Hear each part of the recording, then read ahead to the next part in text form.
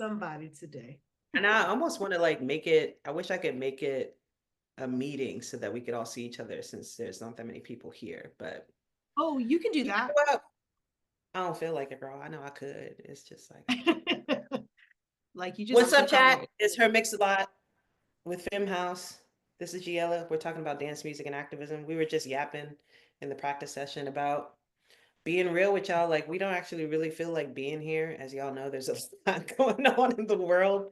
There's a lot of bummers afoot. But you know Yeah. what? That is also what community is. That is what community building is. Showing up when you don't feel like it, when you don't have capacity, because you need it and we need it together. But we wanted to be honest and name that in space with y'all because we're getting intimate, we're getting close, we're building community. That's it. Drop in the chat how you're doing. I'm gonna give a presentation, and one thing about Unc, I barely know how to work any of this stuff. So if you're yapping to me in the chat or the Q&A while I'm in presenter mode, or I'm not gonna know what you're talking about. So put your questions in Q&A. My niece is gonna moderate here. Gigi's gonna moderate for me because, like I said, Unc don't know. Unc don't got it. Um, we are talking about first, I need to be talking about putting my shit on Do Not Disturb so it's not ringing and dinging while we are trying to talk. But today we're talking about harnessing the power of music. In my opinion, the transformative power of music. And looking at some examples about what that looks and feels like. Um, it's such a crazy time, as we all just named, and as we all know. It's crazy socially, it's crazy culturally, it's deranged politically. And I think that these important conversations need to be had very much in the present. I think that these lessons need to be revisited very much in the present because you'll probably see by this presentation I'm about to give, history has a way of repeating itself, and we're repeating some really, really nasty histories, unfortunately, right now. But what I'm going to do is I'm going to say hi, Gigi. Hi, my love. Doing okay? How you doing? Look at that hair. Look at that horse. Look at that horse. Listen, and it's all theirs, okay? It's all theirs. It's Uh, all theirs. all of it. I love that this person put like in a constant state of anxiety, and I'm like, yes, Tim, I'm there with you. There with you. But no, I'm just happy to be able to be in conversation with you, be able to talk to Black people during Black History Month about Black things. So that always feels good. And we're talking about some of the like my favorite things to talk about: music, community, activism, activating, and yeah, it just feels really special to be in this space with you as I'm like kind of navigating some of these like big feelings at the moment. Big feelings all around. The astrology's whack. The government's whack. The weather's whack. But Oh, you well, the know, weather it's not. is gorgeous in Atlanta, so I can't say that. Oh, girl. What's not whack apparently is the weather in Atlanta and also us. That's it. That's it. um, but it really is. It's for those of y'all that don't know Gigi. Giella used to be the community manager here at Fem House until they went on to do much bigger, much better things, and really living in their purpose as an activist, as an educator. Um, my baby just graduated college. Oh, thank you. Thank you. If y'all don't Um, know, y'all sleep. Y'all sleep. This is Dada of Fem House, okay? Da Doing da da dee the thing. Bobby. Boppy of Fem House. As soon as they graduated high school, child, they was on the way to the music industry, okay?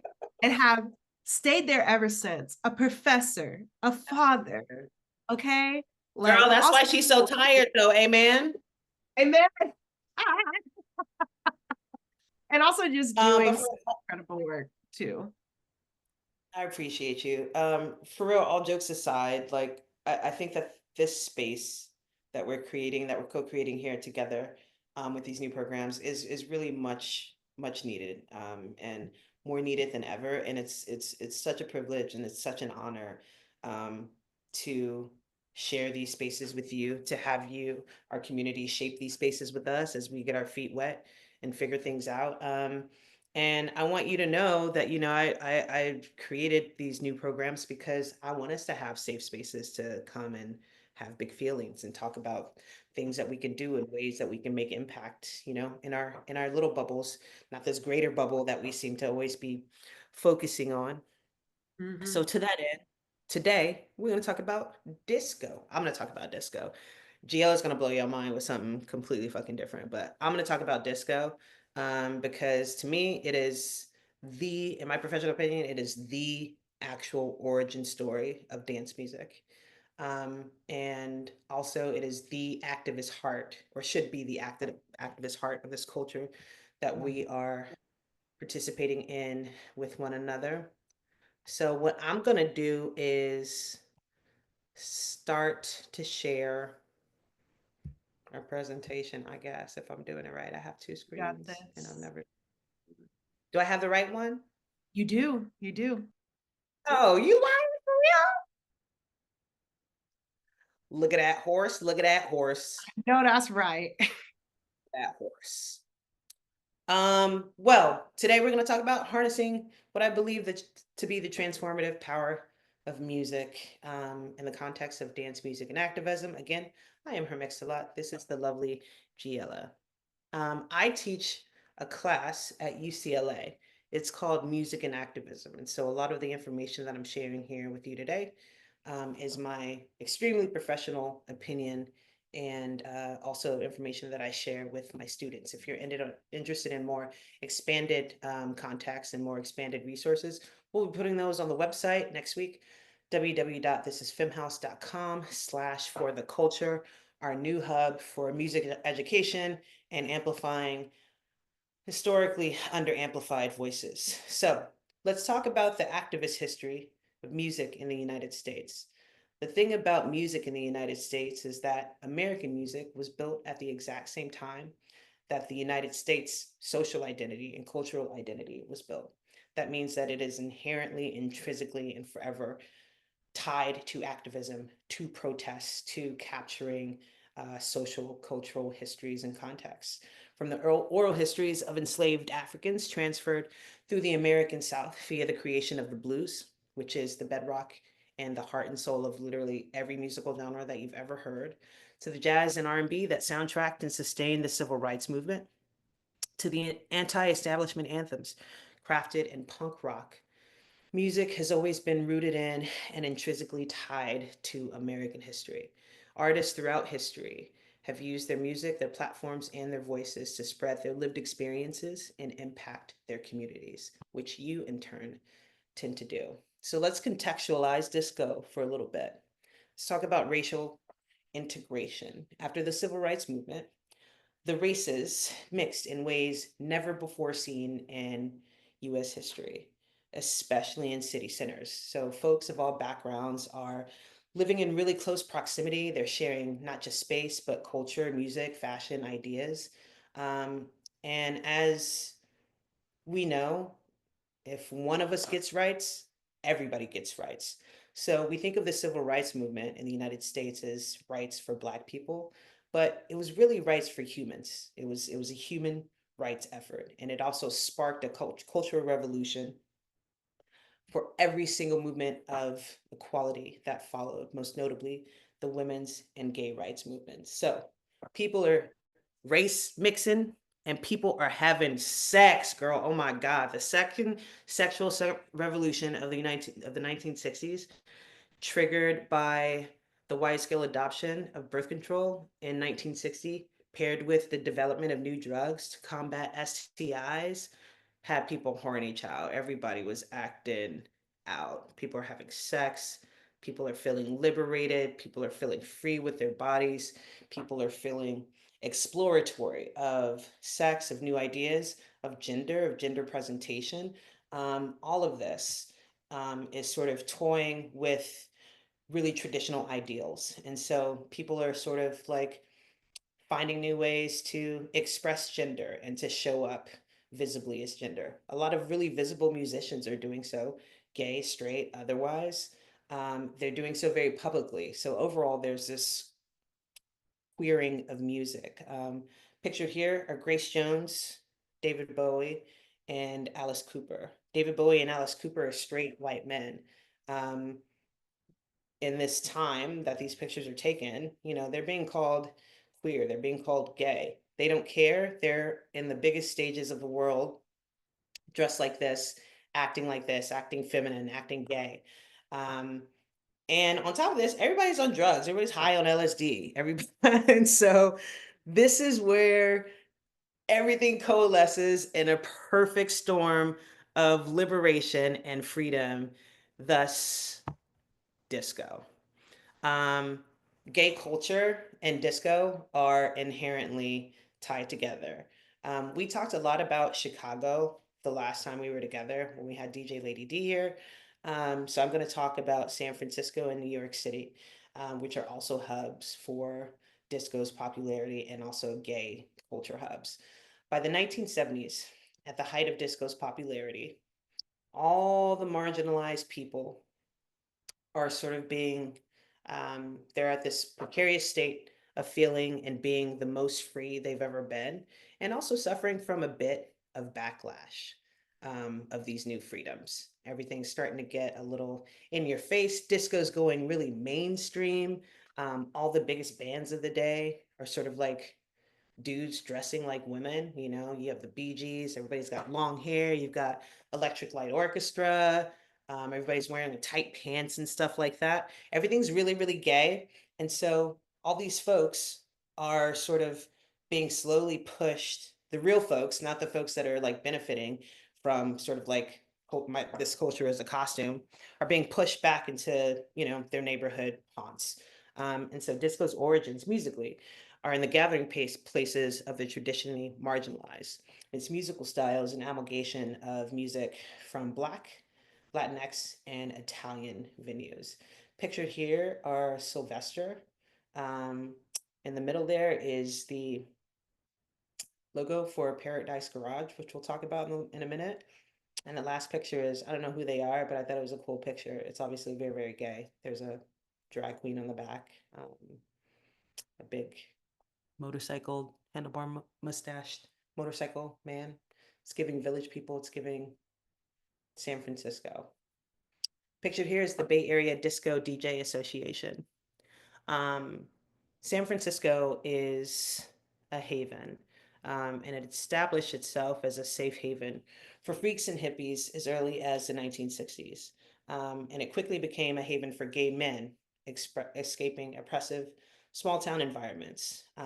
This mass migration was aided by a really specific to the Bay Area countercultural permissiveness, super cheap rents, and a bunch of creative, free people living life as themselves for the first time, fueling a creative and cultural revolution. When the San Francisco gay scene was at its peak, there were over 100 bars, bathhouses, sex clubs, cabarets, and discos.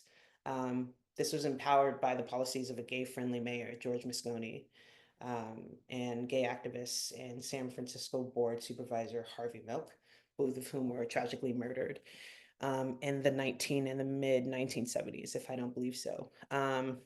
But just imagine that more than 100 gay spaces in the 70s.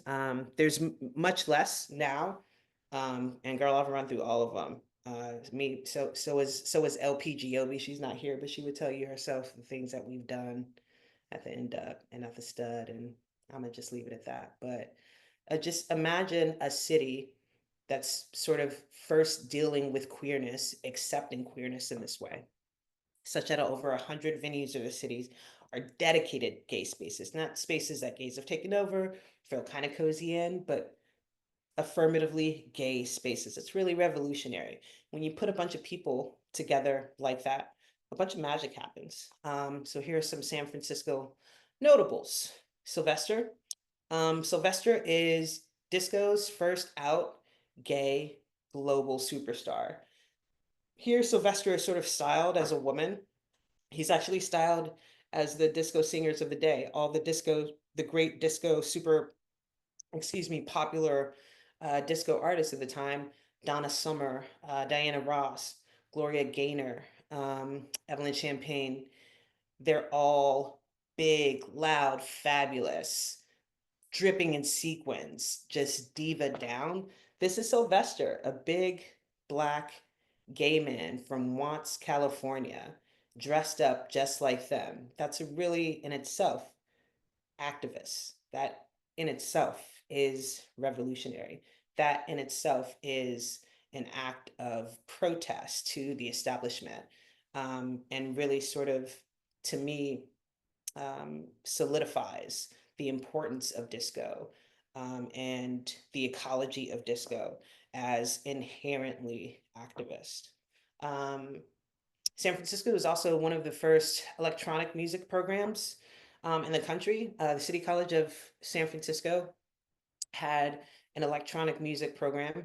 The gentleman in the center is named Patrick Cowley, and he was a collaborator of Sylvester's, and he was also one of the first graduates of that program. He created and pioneered what's known as high energy disco.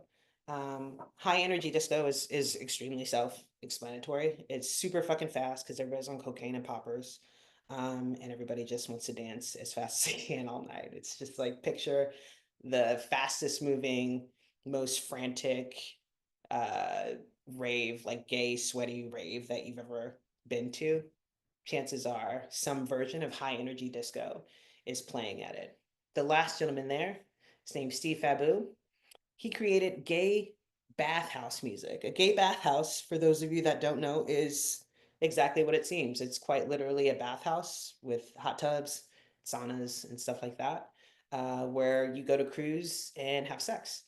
Gay bathhouse music is slower tempo disco, and it's characterized by like basically like romantic R&B, emotionally longing vocals, lyrics, etc. So these are just some of the um, notables, some of the frequent collaborators and pioneers of disco music that are born of this extremely free, liberated scene in San Francisco. We move on to New York City. Pictured there is certainly where I would have died anywhere between 1970 and 1985. The dance floor of Paradise Garage. I would have died, y'all, but I would have died with a smile on my face, girl. Oh my God, look at it. Just look at how beautiful that looks. Um, New York City is arguably the world's first gay metropolis. Um, and that's not just because of the events that we're all pretty familiar with, notably the Stonewall riots, but as early as the 18th and 19th centuries, when New York City is starting to accept immigrants from all over the world, from Ellis Island, you have a lot of people coming into a place at the clip that New York City has. And chances are, girl, a lot of them are going to be gay, a lot of them are going to be queer. And New York City is also a city that attracts the romantic, attracts the poets, the writers, the archivists, the musicians, the painters, the sculptors. And so we have a lot of tangible historic and cultural proof of New York City being an original gay mecca. It cemented its place mostly for us in like our generations in queer history when the first brick was thrown at Stonewall Inn. That brick was thrown by a Black trans woman named Marsha P. Johnson. At the time, Stonewall Inn was the only gathering place for gay men in the city where dancing was allowed. To that end, we can say that New York City invented gay club culture. David Mancuso first organized a major party in his home, his Manhattan home, on Valentine's Day in 1970. That party was called Love Saves the Day. And after some months, those parties became weekly events, and David Mancuso continued to give those parties well into the 90s. He required that the music played be soulful, rhythmic, impart words of hope, redemption, and pride. And so let's think about that for a second. I think that's really cool, right? Like this man has a really nice place and he starts inviting really, really nice people, really, really fun people, really, really unique people into his personal space. And disco is born because he demands that the vibe is love. He quite literally names love and inclusion and hope and pride and soul be a part of this movement that he's creating. There's Dave Mancuso right there, that bearded gentleman.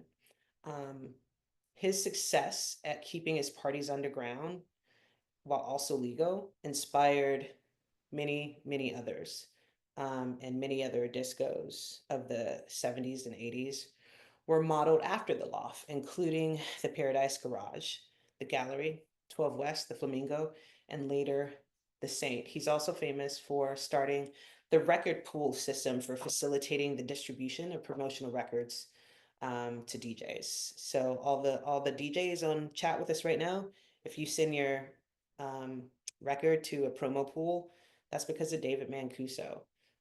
So here we're also starting to see the first signs of the economy of disco. Disco as a business. Um, when he first threw his informal house parties, the gay community was often harassed in gay clubs and in dance clubs. Famously in New York, people that were gathering in known gay places or visibly gay were getting raided all the time. The Stonewall riots actually are because of a police raid, one of the hundreds of police raids that happened until they decided to finally fight back. A bunch of gay men would carry around bail money with them to gay bars, just expecting to have their night ruined. But at the loft, this private environment, they could dance together and not have to fear each other, not have to fear um, police, not have to fear any legal action because of this like underground private discotheque. So that also starts to solidify disco as underground, as serving the community, as mutual aid. We talked about Larry Levin that was not last week, that was 2 weeks ago. Last session, we talked about Larry Levin. He got his start alongside Frankie Knuckles at the Continental Baths. The Continental Baths were another bathhouse in New York. Um, his DJ style was influenced by an amalgamation of rock and David Mancuso's jazz leanings with Philadelphia soul. And he sort of revolutionized what it meant to be a performing DJ, if you will. He's also our first example, in my opinion, of DJs as a brand, as DJs as a persona, as DJs as a celebrity. He was a super popular DJ at the time. He had cultivated this really specific diva persona that people had really latched onto and found entertaining. And he got that persona from uh, working the drag houses in New York. So we have a couple of things sort of like starting to bump up against each other here. We have these like really marginalized sort of underground communities. We have these really creative, industrious people meeting each other in these bits of community. And we also have them helping each other. We have them building spaces for them to do their things. At the height of the disco boom in 1977, Levin was offered a residency at the Paradise Garage. The Paradise Garage was started by this man here. His name is Michael Brody. And it was modeled a lot after David Mancuso's parties at the Loft. Admission to the club was only available to members and their guests. They used an interview process to select members and to avoid New York City restrictions and otherwise keep these vibes underground. They didn't sell anything. They offered snacks, beverages, decor, drugs, etc. But they didn't sell anything. And these measures allowed the clubs to stay open after hours, often until deep into the next day. There's a club here in San Francisco. It's my favorite club in the world. It is called the End Up. The End Up opens at I think 10 p.m. on Friday, and it doesn't close until 10 a.m. Monday. I have more times than I can tell y'all opened and closed that girl. I famously, with my partner when we were in our 20s, got kicked out of the End-Up for doing drugs, which is very funny because obviously a place that opens at 10 p.m. on a Friday and doesn't close until 10 a.m. the following Monday wants you to do drugs. Anyway, that's my claim to fame, amongst other things. If you sort of put these other clubs against probably the most well-known disco club in the world, Studio 54, um, the difference is like everything's really egalitarian. There's no frills. The atmosphere is chill. It's private. It's all about the music. It's all about dancing. It's all about feeling safe. It's all about community. Um, I left, excuse me, Chicago out of this presentation on purpose because 2 weeks ago we talked at length about Chicago. Chicago's place in disco history is unfortunately mostly cemented because of the disco demolition, which is the thing that killed disco. Gigi, you want to refresh the people on the disco demolition? Yeah, so that happened in Chicago. There was this like white male DJ, like quote unquote, like radio personality that called for folks to come through to a baseball field. And basically, you can pay like nothing to come through as long as you brought a disco record. And basically, they took all the disco records that were primarily Black and Brown folks and put them in the center of the park and blew them up. And so, like, just So imagine, yeah, just I mean, just looking at the how you say like the antics of that, it's like a white like man, like VJ, like asking folks to just like bring all these records like to blow up, and predominantly most of them were Black and Brown.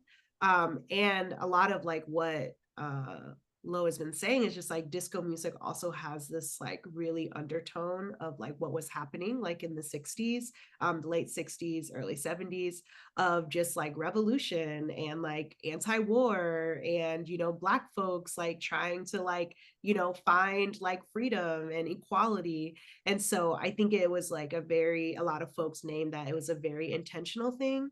And disco just did not die. It just birthed house music. And so that's what a lot of folks like to say about the demolition of disco. house music's is disco music's revenge. That's what Frankie Knuckles used to say. Yeah. Thank you for saying that.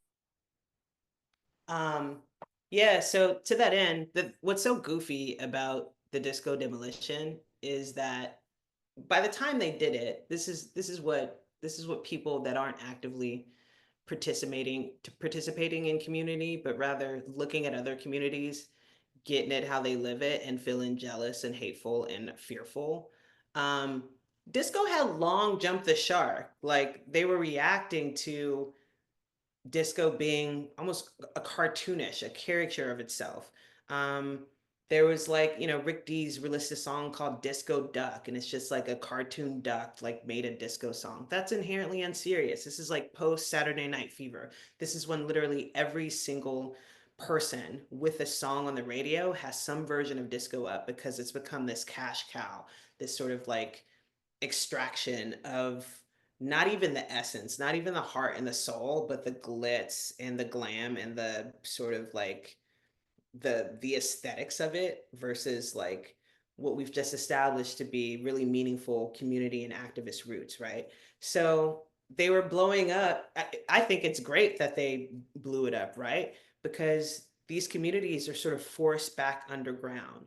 And if you participate in any sort of community, you know that community is oftentimes working at its best, moving in silence, being underground, helping the people that need it, and doing so going unnoticed, lest the Steve what's his fuck from Chicago of the worlds get wind of it and start hating from outside the club.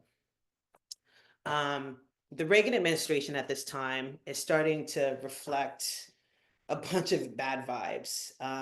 Unfortunately, I was like prepping for this session and I was, reading my sources and typing all this up. And I was like, fuck, this sounds like literally, this could be written about today, February 28th, 2005. The Reagan administration is reflecting a nation's darkened mood. Um, we're coming off of two energy crises. The economy's all fucked up. Unemployment is massive. And none of the policies reflect that, right? This administration's policies favor the wealth and start directly attacking social programs. What happens when things favor the wealthy and attack social programs? Who tends to get the shortest end of the stick? Black people, brown people, people of color in general, queer people. We're seeing all of that now, right? So all of this coalesces into a perfect storm. And then just like that, here comes the AIDS epidemic. And so all of a sudden, there's a community in crisis. Um, this community starts to sort of reel. They start to notice, that their friends, their families are sort of dropping like flies. They notice their numbers shrinking. Um, but instead of shrinking away, they stood up. They got loud. They started forming activist groups. They started honing in on gay culture, and they started turning their gathering places into hubs of education, fundraising, and really defiant joy. Pictured here is an ACT UP protest. And in that little inset photo is the Gay Men's Chorus of San Francisco. But they start forming these groups, the Gay Men's Chorus, for instance, Gay Men's Health Crisis. The Gay Men's Health Crisis in 1982 produced a fundraiser, which we know is the first major benefit for AIDS victims at Paradise Garage. They had over 2,500 people show up and they raised over $50,000. That's about $165,000 today. That's really significant. And there's a lot of lessons that we can learn from that. The first lesson I think we can learn from that is we don't need permission. And in fact, if you wait on permission, you'll oftentimes find yourselves behind the eight ball. The AIDS epidemic, for instance, wasn't even recognized as real by the US government when they are starting to hold, excuse me, um, their community and themselves accountable. They started rallying the government. They were being ignored by public health policy. There was no research, there was no medication, there was no help at all. The disco community saw a problem that was directly affecting their friends and loved ones, and they got the fucking work. They started moving, they started mobilizing, like I said, forming groups, building the things that they need, advocating for themselves loudly and proudly. We're strong together and change begets change. At that Paradise Garage fundraiser, you know, Diana Ross showed up. Evelyn Champagne King showed up. Grace Jones showed up. Grace Jones later had a few months later, had her baby shower for her first child there at the Paradise Garage, which is a really revolutionary act. These sort of spaces are sort of being shunned by greater society and even other gay society as being dangerous because of AIDS, right? But five fingers make a fist. Like small changes create big changes, and visibility and collaboration matter. We are our own saviors. No one's coming to save us, especially right now. It's important that we remember no one is coming to save us. And so it's up to us to save ourselves, to build the things that we need. And it's a lot of what we do here at Film House. We recognize that there are no female producers. It's just like, oh, well, what do you need to become a producer? Let's figure out a way to bring that to people. LP, my partner, did this for herself. She wanted to learn how to be a producer. The vibes were terrible at every production class that she went to. And so we built this thing that we needed. We didn't expect for any of this to happen. I didn't expect that, some 6 years later, I'd be on Zoom with dozens of people talking about how to community build and offer mutual aid. But here I am. And so I say all that to say, it's cool, fam. Like, don't worry about it. It's everything feels really big and really hard right now, and I totally get that. That's true for me too. But we have each other. We at Fem House have you, and we'll get through the hard times, saving ourselves, saving each other, and providing what we need. Thank you so much for listening to me yap for a few minutes.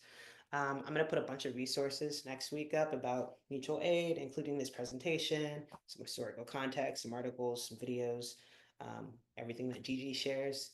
So stay tuned for that. This is femhouse.com for the culture. Thanks. Turn it over to you, Gigi. Yeah. You know, I love that you're like, I really don't want to talk. And then proceeds to give this like profound And then I presentation. was just like, boom, Jesse Jackson in the house. No, Do you think that like Martin Luther King like was just like, oh bitch, not today.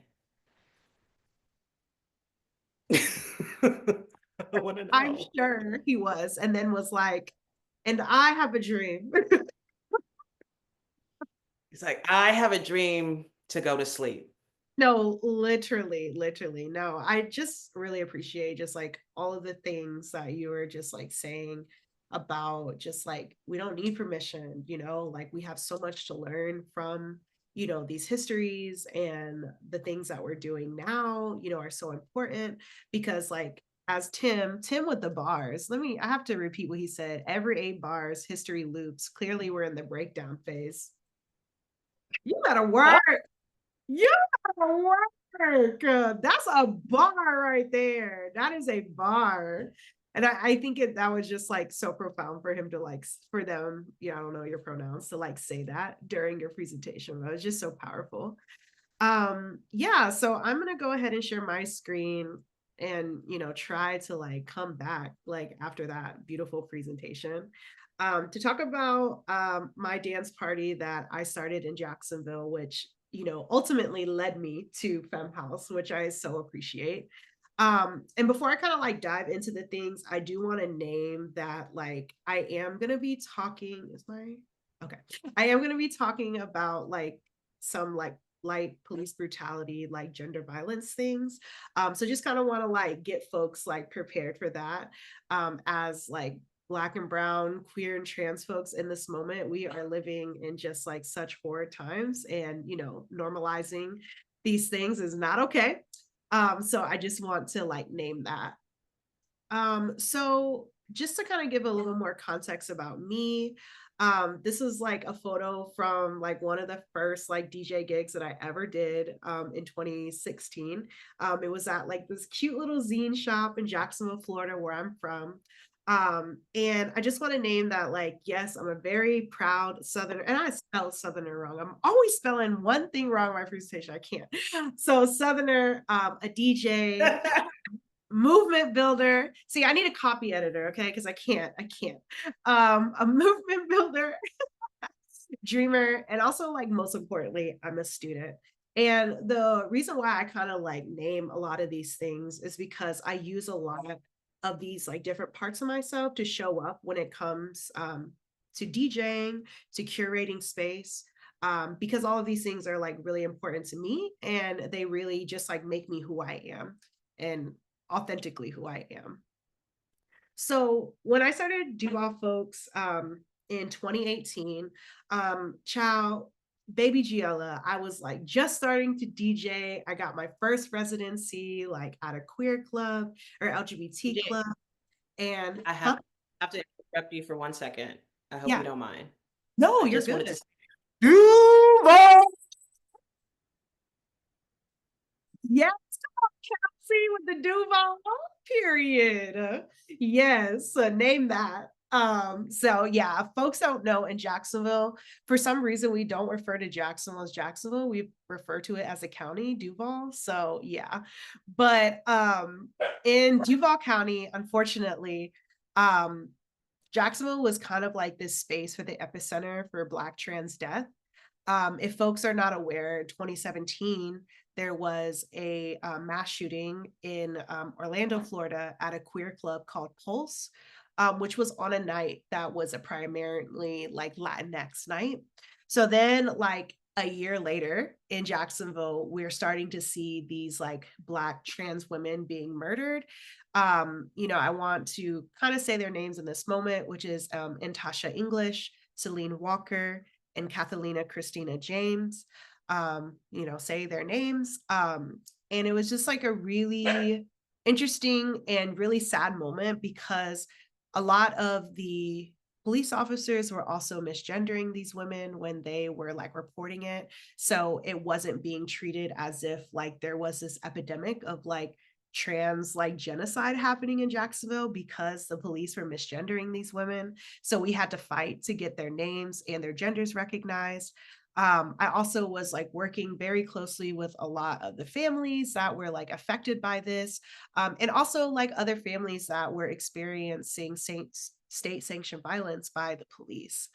And as like someone who was like in the streets, during the day and then at night running to my DJ sets, I was just kind of like, where can I like kind of center myself in this work as a cultural worker, as an organizer? And so I really thought of like, okay, like why don't I just like start a dance party like for my organizer friends to be able to have like a space to go to like after the fucking, rallies that we're putting on. And, I would be remiss if I did not name that, like, at this time in 2018, I was like, okay, where has this like happened? And, I really want to shout out Hood Rave out in California because that was a party that I was like following for a very long time. Poppy Juice was also an amazing party that I had been following since like 2018 and was like, these were like the inspiration. Listen, a student, okay, they did their research. And so I've been following all these parties since like their inception. Ascension in New Orleans, Southern Fried Queer in Atlanta. And I had all of these like beautiful examples. But the thing is, there wasn't really anything like in the deep South to kind of name these things.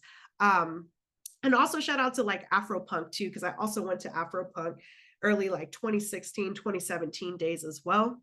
Um, and those were like my examples for like, okay, like how can I like bring this work here? And I had seen it like in real time.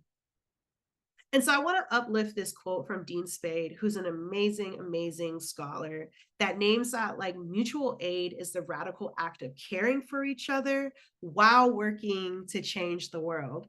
This work, it's nasty work, y'all. Like the work of like having a nonprofit or the work of just like building community is not just like a cute little Instagram post, Like as someone who like worked behind the scenes at Fem House, like not to put all of our business out there, but like there are things that we run up against on a daily that I'm sure y'all think about. Like, we're working racially across different types of folks, like intergenerationally.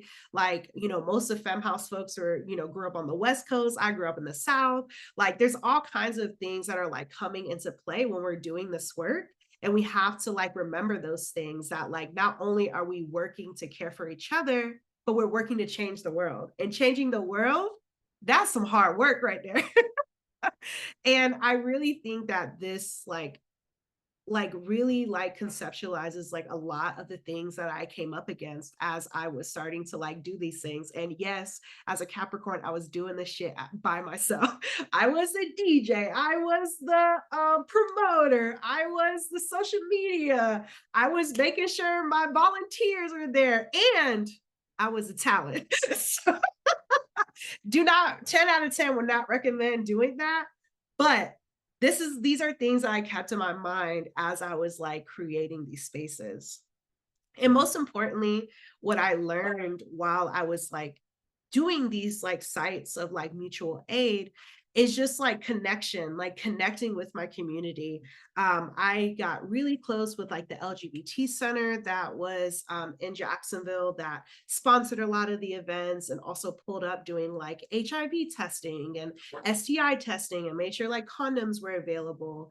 And also with the coins that we had by the end of the night, we were finding like different either folks to donate to like top surgery or paying people's bills. Because a big thing about Jacksonville, there is such like economic disparities between Black communities and white communities. I think the average household in Jacksonville at this moment makes about like $50,000 compared to like white households in Jacksonville, which are around like 72,000. And the highest like earning population in Jacksonville is actually the Asian community, which is like sitting at $100,000. That's the average of what folks make. So Black communities are like so like just like despaired. And the thing about Jacksonville too, it's like very spread out. And so a lot of like what I wanted to do was make the club as accessible as I could. So we used a model a lot of folks may know as sliding scale, where basically if you got money, you pay them more. If you ain't got no money, you can still come to the club. And eventually it did end up like weighing out in the end where there was enough money in the end to like pay the DJs, pay like the mutual aid folks that needed. And then on top of that, like the folks that I was connecting with, like the community spaces, were able to like also give money to support with like venue costs and all the things. Um, and then also there was a lot of like emotional things that were like happening too. Like I said, I grew up in Jacksonville, very like aftermath of slavery, a lot of the things that you're talking about, Lo. I was writing down because when you're talking about like, we're talking about like the aftermath of like civil rights movement, we're in the aftermath of that like now. And in Florida, Lord, y'all, it's a hot mess and still is, because we have a lot of these venues that are owned by white men, and you're trying to put on this like Black, queer, and trans gay shit and getting all of this like pushback from that. And it's a lot of like emotional and spiritual like care that I definitely have to name that you all have to like do for yourself. These photos on the left and the right are from my parties. The one on the right is from like 2018, and then the one on the left is from like 2023. Yeah, 2023. That was New Year's. And so these like photos just like I feel like really talk about just like how much like just like freeness there was on the dance floors when like I throw these events. And just want to name that like it's because of my community like showing up and like really supporting me and coming through that really just made these spaces like what they are. And also like in the middle, just like naming the things, like a lot of the promo that I had to do to make sure that folks were like acting right was like telling them, hey, when you come up in here, don't be acting crazy. Like I think like one of the one times that Lo came to the event, she was like, okay, like everybody's in line, they acting right. I was like, listen, because I don't play with my babies, okay? They know when they come up in here, y'all need to act right. Gigi was outside walking the line, which was the quietest, calmest outside of the club line that I've ever seen in my life. It was single file, literally. And Gigi Literally. was walking the line. Hey, baby, how you doing? Ah, put that cigarette out. Hey, honey, how's your mama now? Don't you? I know you're not trying to bring that beer in there. Just like your favorite grown up in your life that you know is like strict as hell, but will cook you a meal after if you are crying after the lecture. Yes, yes. And I will name that, like I said, a lot of that like work, which I consider it work, being in community and knowing your people, because I worked at the LGBT center, I was in the streets like with the families, I was doing all kinds of like community stuff, like pulling up to the rally, like DJing or like supporting with sound. And so just like actually like building those connections with folks and also just being like, hey, how you doing? Like, you good? Like, welcome to this event. And I think what is like really important, what I want to name before I kind of like close up, is just like it's about like building these networks of care. And some of the things that I always sat with was like, who are my people? Is this venue accessible for different kinds of bodies? How will I care for them if something comes up? A lot of it was like I said, like connecting with my community members that were running the rallies to be like, okay, what is y'all's like safety plan? So if some shit does go down, how are we taking care of each other? Because as y'all can see, I don't like the police. So how are we making sure that like street justice, if that need to happen, how are we doing it? And like, who are we going to be giving this money to at the end of the night?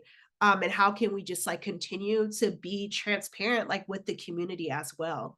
And I think a lot of that, when I say community, that's a big word, but just like being transparent, oftentimes I would like name if something did go down, like out of Duval folks, which knock on wood, nothing crazy ever did happen. But I would name when I would mess up or, not like say the right thing, because constantly we're learning, we're constantly doing this work. And even outside of the Duval folks parties, we also um, connected with like other community members to give political education. I did skill sharing where I was teaching DJing one-on-one lessons like in libraries.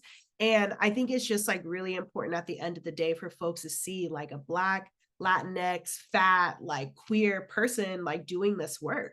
And also not fully able-bodied as well. Listen, got all kinds of body stuff. And so I think it's just like creating that visibility and also just like being like true to who you are at the end of the day, because it is mutual aid. Not only are you like pouring into other people, but folks are also going to pour back into you.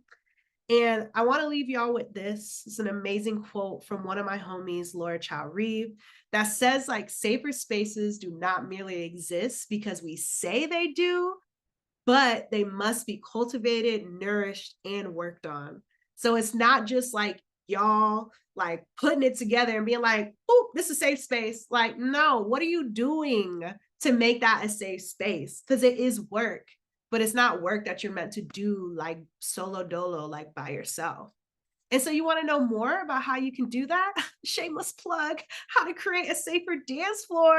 Okay. So June 20th, I'll kind of dive deeper into like what does it look like to create these like safer dance spaces.